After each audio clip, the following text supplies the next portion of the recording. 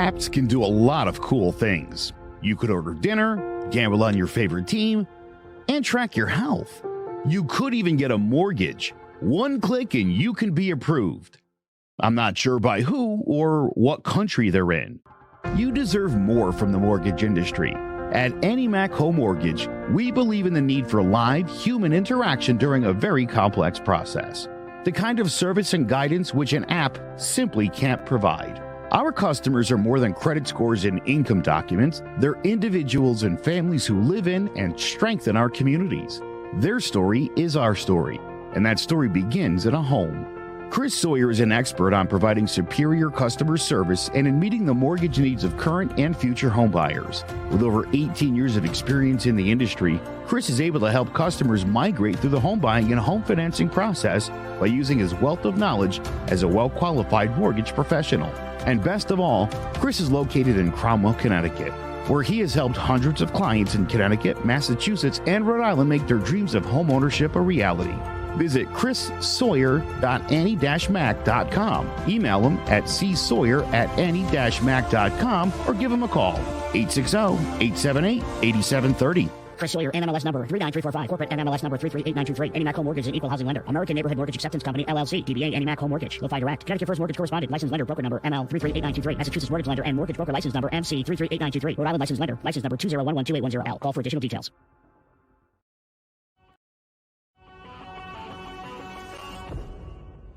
Open, Shepard, all alone. Shepard breaks a tackle and into the end zone. Sterling Shepard. Thibodeau got there, got the ball out, scooped it and scored. Touchdown Giants. Kayvon Thibodeau. Second down, 5. Jones again. Oh, here he goes. He can see the pylon. Touchdown. Barkley looking for a seam. Great cut. Saquon Barkley in for the touchdown. Hello, ladies and gentlemen. Welcome to Jawing About the GMen Giants Football Podcast. I'm Big Chase coming at you. We got the big game to talk about, which we will get to. We're also going to talk about Tom Brady retiring. I know that was feels like old news at this point with so much that's going on in the sports world. Basketball's tried to take the spotlight, but we got the big game, which we'll get to. But this is the Giants podcast, Jawing About the G-Men. So we got to start it off. Little recap of the NFL Honors Awards last night. Brian Daboll taking it home for the G-Men Coach of the Year. And, it was deserving. So if you look at the other candidates, Sean McDermott, for the Bills, he's done great. Like, he's a solid coach, but was he Coach of the Year this year? No. I don't even think he deserves to be a finalist. They had a great record, but they really underachieved. They still haven't learned or how to develop a run game since Josh Allen's been there, and he just puts too much of the workload on Josh Allen. So I honestly don't think Sean McDermott deserves to be in this conversation. Jaguars' Doug Peterson, back-to-back worst records, turns that into a playoff team, a divisional round team. They get that big win. He deserves to be here and just has a bright future for the Jaguars. Kyle Shanahan, really with all the QB injuries, he deserves to be here. But, and he still keeps getting to the NFC Championship. He just hasn't gotten back to the Super Bowl. He definitely deserves to be. There's a lot of people who could have won the award this year. And then, obviously, Eagles, Nick Sirianni, bringing them to the Super Bowl this year. They just put so much talent in front of them. And, you have to be able to corral that talent and get the best out of that talent. So far, that is what Coach Sirianni has brought, and that's why they're in the Super Bowl. But when it comes to Daboll, he's the Coach of the Year.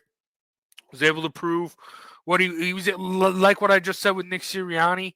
Daboll was able to get the best talent out of mediocre players. Isaiah Hodgins, Ricky James, and all the guys on the defense. Like, Daboll has just brought that, and then like them running the Wildcat because they need to. Like, just the innovative play calling that he's brought and being able to make a lot of people succeed. And then obviously look at what he's done with Daniel Jones.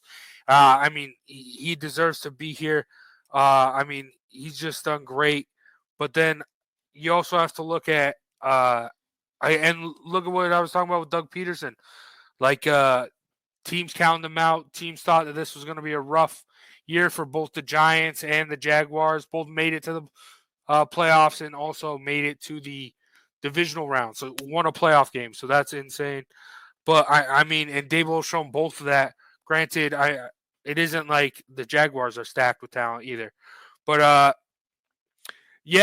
so I think besides getting to the Super Bowl, I think Daboll really stands out. I wouldn't have been surprised if Sirianni won this. I thought Nick Sirianni was going to win this. I was rooting for Daboll, and he pulled ahead. And obviously, a bunch of great awards given out last night. Both Rookie of the Years. You had Sauce Gardner and Garrett Wilson. New York standing proud there with the Jets. Just wish Saquon Barkley outvoted Geno Smith. I wish that would have happened, but that sucked. But all right, let's move on. Tom Brady retires, and it's for good this time. I'm pretty sure. It was great, and I mean, you can say what you want.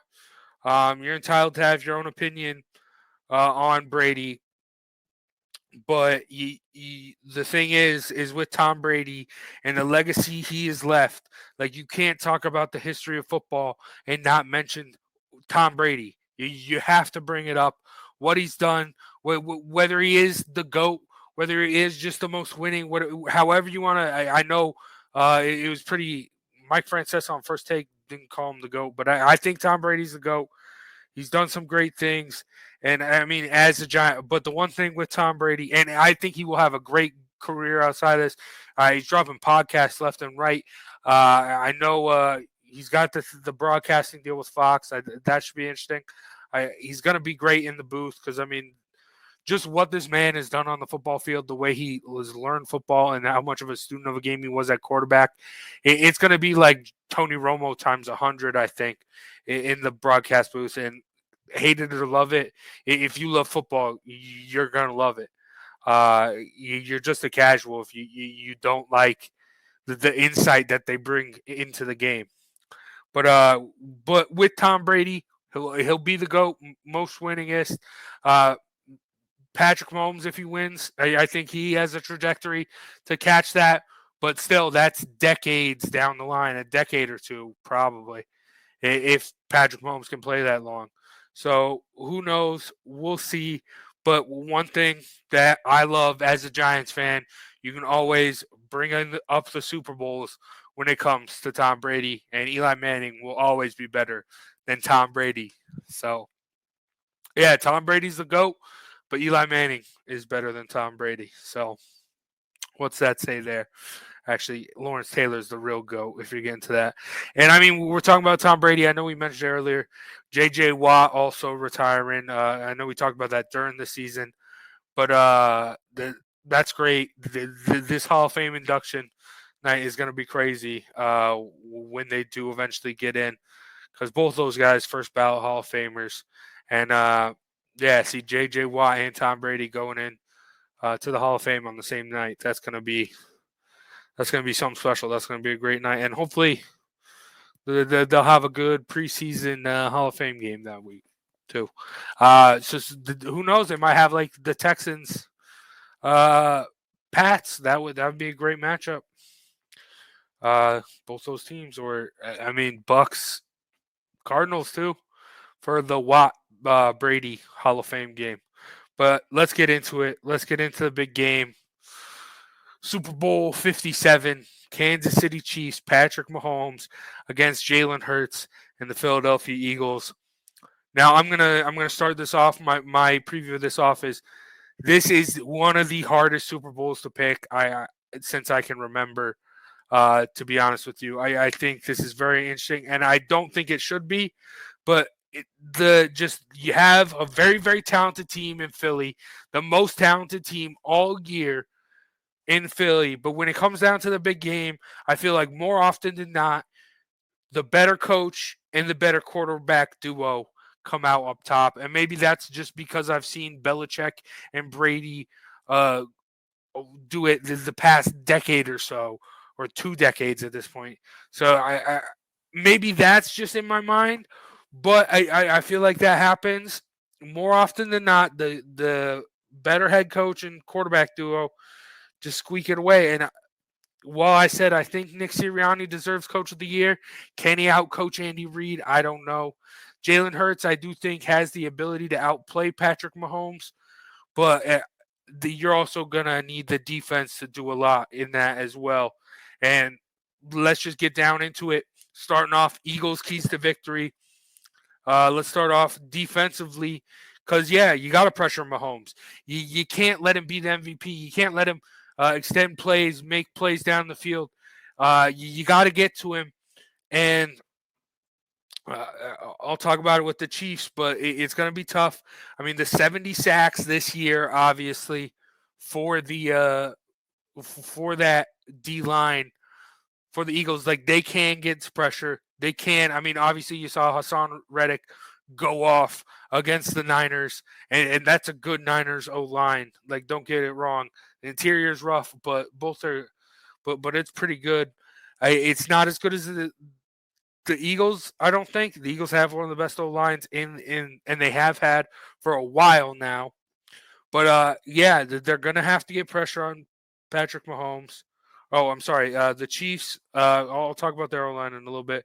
But those guys: Fletcher Cox, Hassan Reddick, Robert Quinn, right? Ndamukong Suh, Jordan Davis. All those guys. They just have so much depth there, and they're gonna be fresh going up against this Kansas City O line.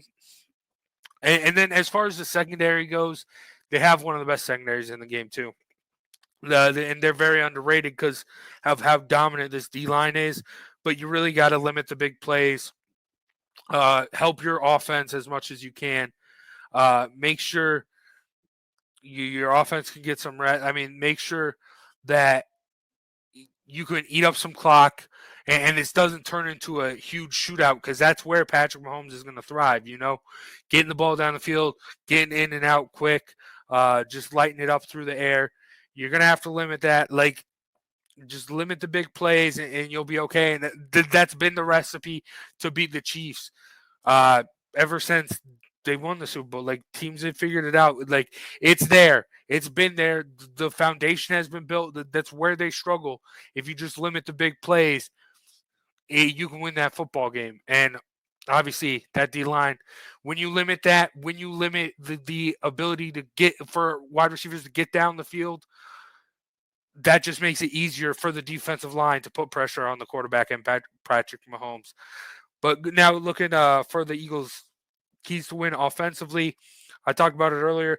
That veteran offensive line, use their experience, slow down Chris Jones, and lessen his impact on the game. He's going to get his. But one thing, this whole postseason, Chris Jones has been probably the most clutch defensive player. But this O-line is a monster. And Chris Jones is going to need to keep his motor going all game because this is a big game. So he's going to need to make plays, get pressure on Jalen Hurts and limit him from being mobile as well. Chris Jones, and even if Chris Jones is getting doubled or anything like that, just them being able to also slow down the Karlaftis is pretty good, and they have some other guys who can make some plays. So you have to be able to contain that. But I think this is one of the best, if not the best, offensive line in the NFL. So I think they handle their business. Chris Jones will be able to get his own, but it's an interesting battle in the trenches that way. And then as far as like actual offense, like plays and that stuff, control the game. Control as much time as possible. Keep the MVP, Patrick Mahomes, off the football field. Because you're going to need to go tit for tat for him the whole game. Like, Patrick Mahomes is good enough. We expect him to score. I don't think anyone is not expecting Patrick Mahomes to at least score at least one touchdown this game. So I think Patrick Mahomes is going to score, But offensively, Jalen Hurts, you're going to need to be able to go tit for tat, because once you start getting those 4 and outs, 3 and outs, that's just another opportunity for Kansas City to up the scoreboard that much more. Now, I'm not saying that their defense is slouches. I'm not saying that Patrick Mahomes is this god and can and will just score at them at will. It's not like that, but Patrick Mahomes is someone who will take those opportunities when given to them. So you're going to have to limit the big plays with Patrick Mahomes' head. Now let's talk about the Chiefs. Offensively, what do they have to do? You have to protect Patrick Mahomes. Last time they were here, you saw how banged up Patrick Mahomes was, and he tried very, very hard to beat Tom Brady and the Bucs. But he just wasn't, like, his ankle. It was his ankle, right? Or he was just limping out there. You traded for Orlando Brown. You brought in Joe Thuney. Yeah, obviously Creed Humphrey, center, you drafted him. Trey Brown, right, as well. Like, you're up this O-line. Now this is your time. This is your opportunity. There's no more excuses. You can't make any more excuses other than the team is just better than you. So protect Patrick Mahomes, and that's a tough task with this defensive line for the Eagles. But you're going to have to protect him, give him time to make those plays, and pick apart this defense, and you'll be okay. And also, a big thing, establish the run. Isaiah Pacheco has been great. Jerick McKinnon has been great. But just being able to run the football, set up that play action. I know it's not necessarily the Chiefs' forte. It's not what the Chiefs do well, and it's not what the Chiefs do very often. But you still have to be able to run the ball when you need to, and you need to be able to establish that. And that will also help that O-line in the battle with the D-line, if you can move them, take advantage of them, get some pancakes on that, and just build up confidence through the run game that you can do. The O-line, once you start getting going that way, once you start getting like a 3-yard run, 5-yard run, 7-yard run, all breaks it like 12 yards, that's when the offensive line will really start getting going and really start feeling themselves, and that will be really, really tough. And they'll get the momentum going, and that'll be really, really tough for the Eagles defensive line to get back going and get the sacks that like they will need to. And then also offensively, just give the defense what it take what the defense gives you. I apologize for that. You got to take what the defense gives you. You don't look for the big plays, because you're going to have that pressure coming eventually. This D-line's too good. No matter how good the O-line is, the pressure is going to eventually come.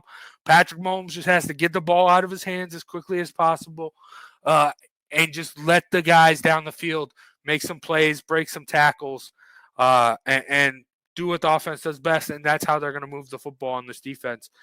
Now, defensively, which is going to be the toughest task here, I think out of all the teams, the Chiefs' defense is, I think, the weakest link out of. I think the Eagles are very well-rounded. Obviously, got Patrick Mahomes, and that offense is explosive for the Chiefs. But I think the Chiefs' defense, granted, Chris Jones is a beast.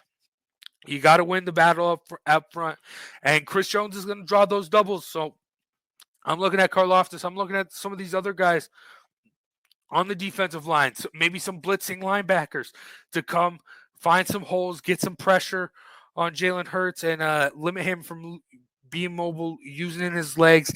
And he's been banged up too. Both these quarterbacks are banged up. So if you can get some hits, if you can get some pressure on them, that will really, really benefit you, or if you can do it early. So that's going to be a big thing. And Chris Jones is going to step up, but who's going to step up around him? Who are going to be those other guys? And I'm looking at a guy like George Karlaftis. He's going to need to be big, the rookie, because all the rookies, Trent McDuffie's been great too. The rookies have been the real shining light for this D outside of Chris Jones. So I'm excited to see what they can do there when the lights are the brightest. Secondary, you need to buy as much time as you can so they can get pressure. But also, you got to be wary of Jalen Hurts. using his legs. And the other thing, you got to contain Jalen Hurts. Because the thing with this Eagles offense, when Jalen Hurts starts running the football well, then you start getting the Miles Sanders. Then you start getting him involved. Then that run game breaks out. Like, there's a lot of options this offense can go, but it's all predicated by the run. And Chris Jones, don't forget after the quarterback, he's going to have to stop the runs and eat up some guys down low for them to get the win here. And all right, so that's all as far as keys to victory. That's what needs to happen for each team to win. But will it happen? I mean, unless we have a 0-0 tie or whatever, no, not all of this can happen. So what will happen? I'm going to start off. I'm going to give you my best bets. I got two. Starting off, I'm parlaying Travis Kelce and A.J. Brown to score a touchdown. I think touchdowns will get scored in this game. And Travis Kelce, obviously, the dynamic duo of him and Patrick Mahomes, I think it is eventual. He'll get into the end zone. And A.J. Brown, I like that big physical guy. Especially when they do get into the red zone to get something. If you want to throw Devontae Smith on there too, I like it. That might be previewing something. But another bet I got, over 50.5. I'm rooting for points. Not a big fan of either team. I love Patrick Mahomes. Obviously the Eagles, it's rough being a Giants fan, seeing the Eagles here. But yeah. So I'm rooting for points, over 50.5. And now my final prediction for the game. So like I said, I'm like 50-50. This is one of the hardest Super Bowls I've ever had to pick. One of the hardest Super Bowls going into it. I might feel weird for this. I was actually talking to my girlfriend. I told her to pick for me. I'll take all the heat. If the pick's wrong, no worries. I'm not going to put that on her, but she said she liked the Eagles. So I got the Eagles over the Chiefs, 31-27. Cash that over. And yeah, I think it's going to be close. Going to be a little bit of a shootout, but I think the better team prevails, even though I don't want to get caught here. I don't want to be here next week saying, gosh, dude, Patrick Mahomes was an underdog. What are we talking about? Like, what was going on? Aren't we silly for letting that happen? But I think that's going to happen, and I think the Eagles are going to win. And, I mean, that's going to be interesting. Patrick Mahomes. We talk about Brady retiring. We talk about Patrick Mahomes being close to being the only one real close to catching Brady's record. But you need to win that second one, tier 2, and it's going to be a whole different conversation with Patrick Mahomes if they lose this one, like I'm predicting they will right now. But anything can happen. This is going to be a fun game. I'm excited for it, and I'm excited to come back here next week and recap it because I think it's going to be very, very fun. Obviously, Rihanna doing the halftime show, so it'll be awesome. It's the Super Bowl. Of course, it's going to be awesome. It's amazing. Everyone enjoy it. Have fun. Be safe. And that's going to do it for John about the G-Men. Big shout out to Chris Sawyer and Mac Home Mortgage for sponsoring today's episode. Also, make sure you check out clovercrestmedia.com for a bunch of other great podcasts like John about the G-Men, Keys to the City, Sports Talk with R&J. They all did their Super Bowl previews, so make sure you go talk to them. Go check those out. There's also some great blogs and articles on there as well. So check that out. I'm Big Jace. Make sure you follow me on Twitter at Big Jace the Ace. That's going to do it for John about the G-Men. We'll see you next week to recap the Super Bowl and talk more Giants football news. Take care, everyone. Open, Shepard, all alone. Shepard breaks a tackle and into the end zone. Sterling Shepard. Thibodeau got there, got the ball out, scooped it and scored. Touchdown Giants. Kayvon Thibodeau. Second down, 5. Jones again. Oh, here he goes. He can see the pylon. Touchdown. Barkley looking for a seam. Great cut. Saquon Barkley in for the touchdown. Hello, my name is Joe Aguirre. I'm the president of Clovercrest Media Group. And here at CMG, we have a wide variety of podcasts, including sports shows like Keys to the City, The Roll Call, Throwing Jabs, All Four Downs, and Jawing About the G-Men. And great true crime shows like Sticky Week, Crimes and Consequences, Ivy League Murders, and Burn, the unsolved murder of David Eichmann. You can find all these podcasts and so much more by visiting clovercrestmedia.com.